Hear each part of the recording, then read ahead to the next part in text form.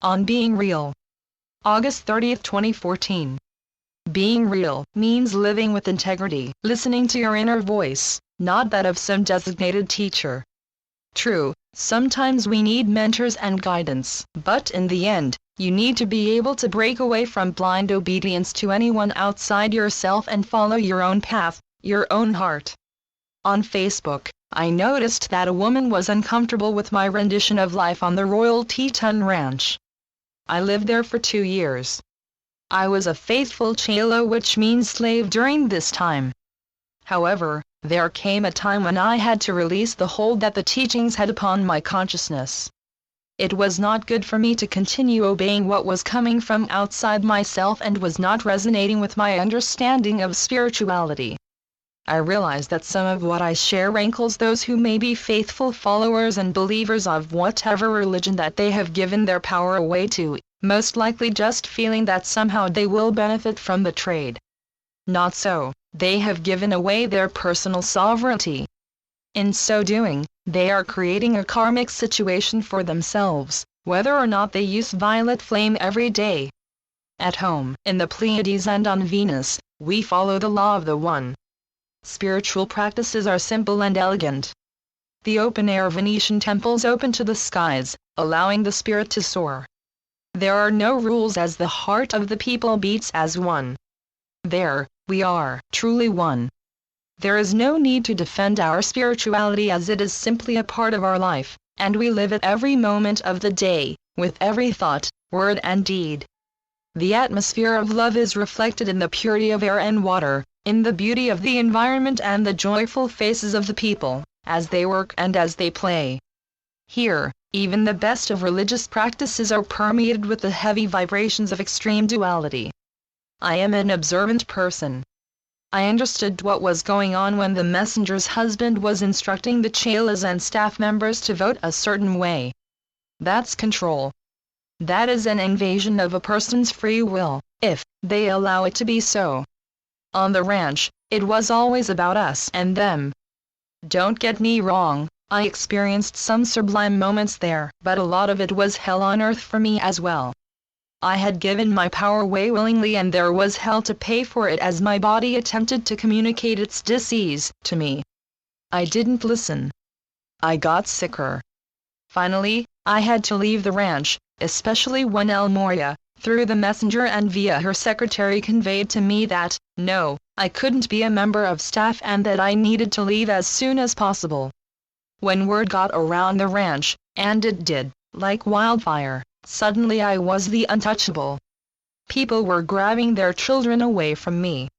I hadn't done anything wrong, mind you, my path merely lay elsewhere. I had a beef with El Moria for a long time after that miserable day. Now, I have to thank him for his wisdom in giving me my freedom and allowing me the opportunity to eventually take back my power. Yes, I know there are people who would consider my words to be blasphemous and all that, and I say, why? Why is it so? Can I not have opinion other than what you have been conditioned to believe in? I can let you do so. Why not me?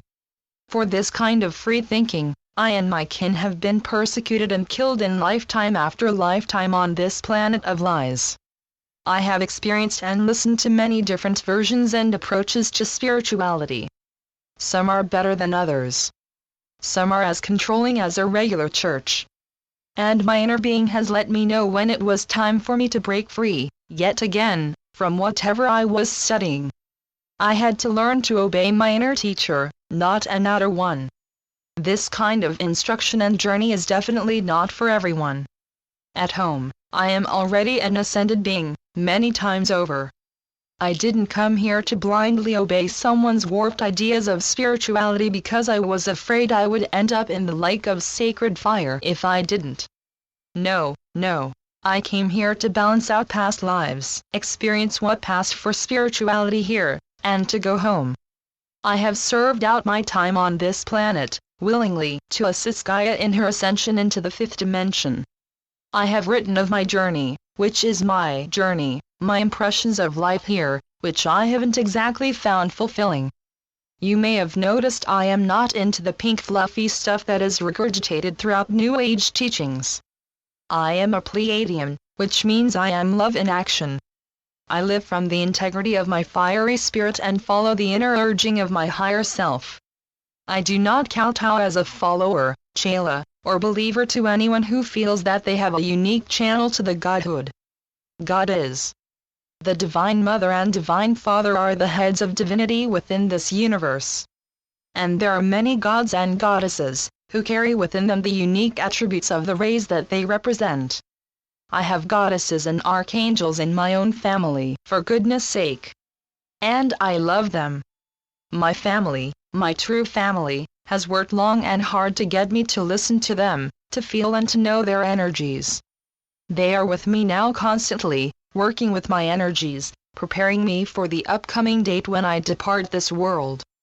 Given my poor history of following any spiritual teaching, it was amusing to find out that I will be ascending after all this autumn, and without spending hours every day doing degrees and meditating. Yes, I am a bit cavalier about these things, for some people probably should be doing these things so they raise up their frequency levels. I descended from 6D to 5D, and re-entered the cycle of incarnation to be of assistance. That time is now ended and I am going home, job well done, at least according to my uncle. Since he is a violet flame angel, I'm not going to argue with him. Instead, I let his wonderful energies envelop as I go to sleep each night. So, if I have offended any dear tender souls out there, I'm not going to apologize. When you take offense, it is yours to clear, not mine. The dear lady who was so tweaked by my comments about the Royal Teton Ranch attempted a psychic attack on me soon afterward. Loving, eh? An application of a shield of Archangel Michael's, as well as a good dose of violet flame doused the little hot spot right now.